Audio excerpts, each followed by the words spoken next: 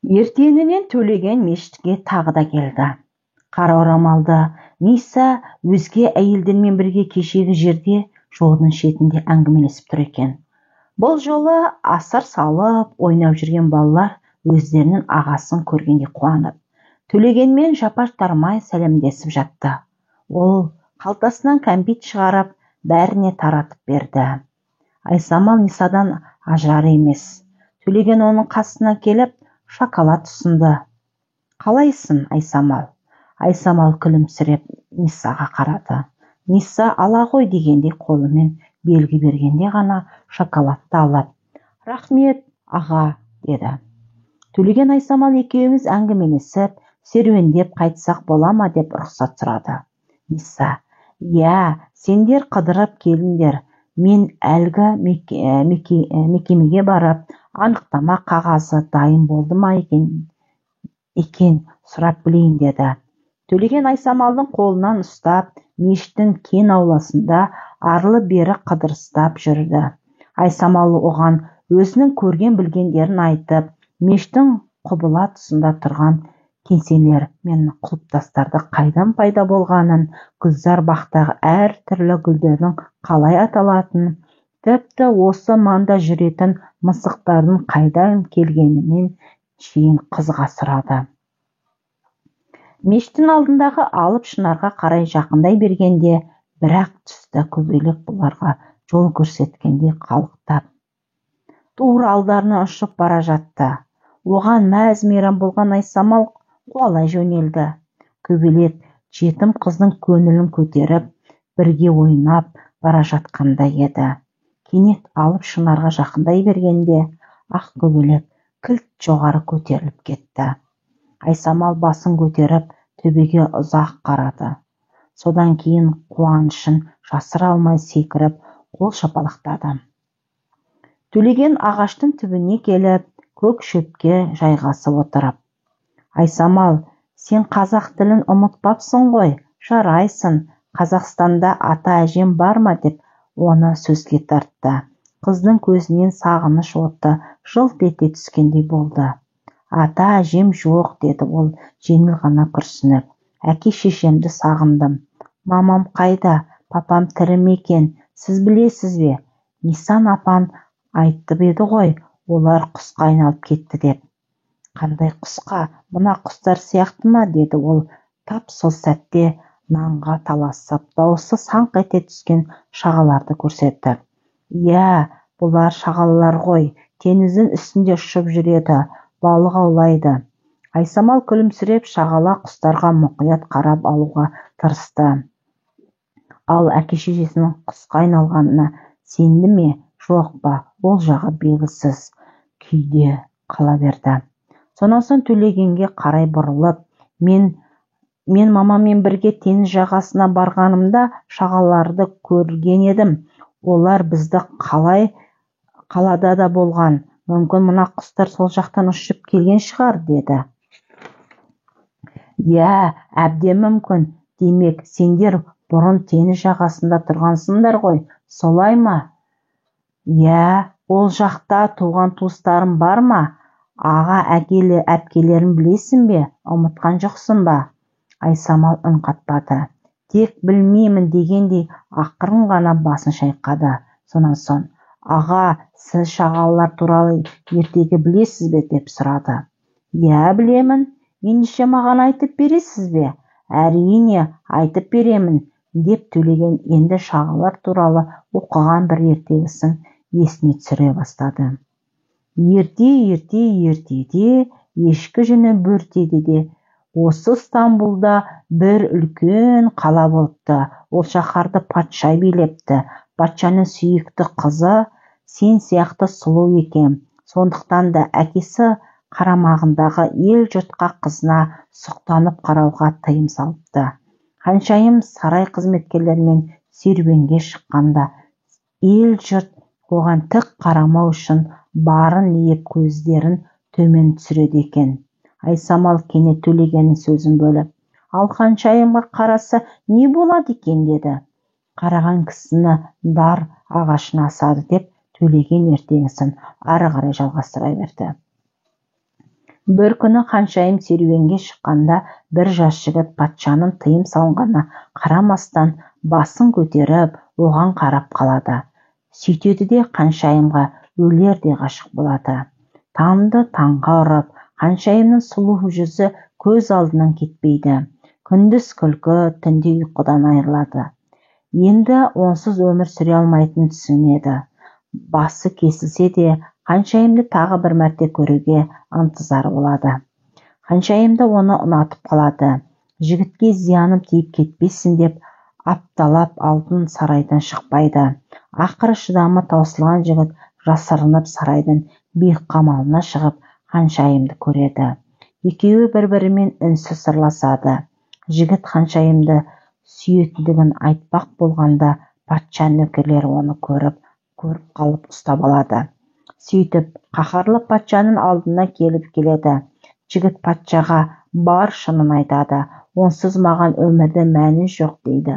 Ханшайымды сүйіктісі жазаға тартылмау үшін әкесіне жалынып жалбарынады. Қызының көз жасына шыдай алмаған патша жігітті өлім жазасынан босатады. Бірақ оны теңіздің қақ ортасындағы алыс аралдардың біріндегі зынданға апарып тастауды бұйырады. Сонымен айлар ағып, жылдар жылжып өтіп жатады. Ханшайымды өлердей сүйіп, сағыныштан сарғайған жігіт аралдағы шағаларға өзінің махаббат сезімі туралы жырлаудан жалықпайды. Олар жігіттің әңгімесін тыңдап, бір-біріне жеткізіп отырады. Сөйтіп, күндердің бір күнінде ол туралы қарт шағалада естиді. Оның өзге құстарға қарағанда дене бітімі ірі болатын. Өткір көзінен бүркіттердің өзі именетін. Қарт шағала ұшып келіп, зынданда жатқан жігіттің мұңын тыңдайды. Сонан соң оны қанатына отырғызып алып, патша сарайына дейін алып барып, Ханшайыммен кездестіретін айтады. Бірақ саған қоятын бір шартым бар дейді. Осыдан кейін сен өмір бойы күндіз шағала болып ұшып жүресің, тек күн батқан соң ғана қайтып адамға айналасың. Ал жігіт болса, мына аралда жалғыз қалып өлгенше, күндіз құс, түнде адам болып тіршілік етуге келісемін дейді. Онсыз да адамдар кейде жан-жануарлар, құстар сынды, ал кейде періштелер сынды өмір сүреді емес пе? Ендеше шартымды қабылдадым. Осылайша қарт шағала жігіт патша сарайына жеткізеді. Жігітке сарайдағылардың барлығы қызғана да қарайды. Патша қызын ұзатып, әлгі жігітке қосады.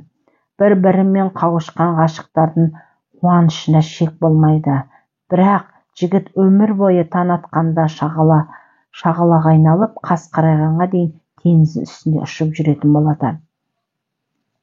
Онда менің мамам мен папам да сол құстармен бірге ұшып жүр ғой, деді Айсамалдың көзі шәудіреп. Ертегі қызық екен, бірақ жігітке жаным ашиды. Оның құс болып ұшқаны мүмкін жақсы да шығар. Иә, ол өзінің махаббат үшін күндізгі өмірінен айырылды, деді Төлеген қыздың ақылына риза болып. Сол сәтте олар өздеріне қарай жүгіріп келе жатқан Нисан көрді. Оның бірдемеге қатты алаңдағанын байқалды. Полиция бізді жинап әкететін болды. Бұл жерден тезірек кетуіміз керек, деді ол бұлардың қасына жеткен бойда Айсамалдың қолынан ұстай алып. Әлгі анықтама қағаз болмаса, біздің не босқындар лагеріне апарып тастайды, не болмаса Сирияға қайтарып жібереді екен. Ендігі мән-жайды тез түсінген Төлеген консулдыққа барып, Айсамалды отанға қайтару жөнінде өтініш жасататынын айтты. Ниса да олардан басқа ешкімнің көмектесе алмайтынын айтты. Ертең осында кездесейік. Асхананың иесі біздің қайда тұратынымызды біледі. Сенен жақсы хабар күтеміз, деді Айсамалдың қолынан тартып. Кенет Айсамал оның қолынан сытылып шығып, Төлегенді құшақтай алды.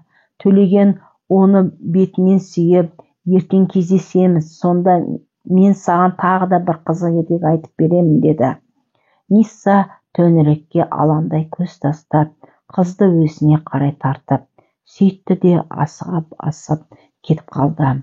Айсамал бірнеше мәрте бұрылып артына қарап Төлегенге қолын бұлғап бара жатып. Сол күні Төлеген консулдыққа телефон шалды. Телефон ұзақ уақытқа дейін бос болмады. Одан кейін мүлде ешкім көтермей қойды. Сөйтіп ертеңнен консулдыққа өзі баруға бекінді. Түнде аспанға бұлт үйірілді. Алыстан буырқанып, ашу шақырып келіп жағаға соққан толқындардың дауысы жер жарады. Терезе алдындағы ағашты долы жел шұлқылайды. Балалар жаурап қалған жоқ па екен? Бүгіндікке тамақ ішті ме өзі? Ұйықтап жатқанда олар түсінде не көрді екен деп ойлады Төлеген. Шарасыздықтың түпсіз шыңырауына түсіп, тіршілік қамымен жүгірген балалардың қайыршы болғаннан көңілі қатты налыды. Теңіздей толқып жатқан қоғамның сол балаларды жағаға лақтырып жібергеніне, адамзат баласының тап осындай сұмдық халге жеткеніне іші удай ашыды. Ең үлкен құндылық балалар, яғни жаңа ұрпақ екенін расында да түсіне алмағанымыз ба деп ойлады. Таңғы азан оқылғаннан кейін консулдыққа қарай асықты. Консулдық кеңесінде өзінің жылы қабақ таныта қабылдап, мұқият тыңдаған қызметкерлер әйелге жағдайды толық түсіндіріп айтып берді. Айсамалға көмектесу қажет деді. Консулдық қызметкерлері басын шұлғып, міндетті түрде көмек береміз деп уәде етті. Қат-қабат ауыр ойлар торлаған көңіліне бір жарқ сәуле түсіп, үміт оты оянғандай болған Төлеген автобусқа отырып, Сүлеймен мешітіне қарай бет алды. Сөйтіп мешітке жетер-жетпестен ақ алаңдап, қайыршы балалар мен сириялық әйелдерді іздей бастады. Бірақ олар бүгін үшті күйлі ғайып болған секілді. Ол мешітті бірнеше мәрте айналып шықты. Ешкімді кездестіре алмаған соң, асхананың иесі Мехмет биге жолықты. Ол ентігін баса алмай әрең сөйлеп тұрған жігітке таңдана қарап, «Бауырым, не боп қалды?» деп сұрады. Төлеген аптығып, «Сириялық балалар мен олардың аналары қайда? Айсамал қайда?» деді үйірленіп. Мехмет би төмен қарады. «Түнде оларды алып кеткен». «Қайда?» «Лагерге шығар. Кім біледі? Сирияға да алып кетуі мүмкін». «Қай лагерге? Неге Сирияға? Айсамал ше? Ол отанына оралу керек еді ғой. Бәлкім осы қалада болар. Анық білесіз бе? Айтыңызшы». Мән-жайды ол да әлі толық түсінген жоқ. Мехмет биді айтқанына сенгісі келеді ме, сөйтті де асханадан шыға жөнелді.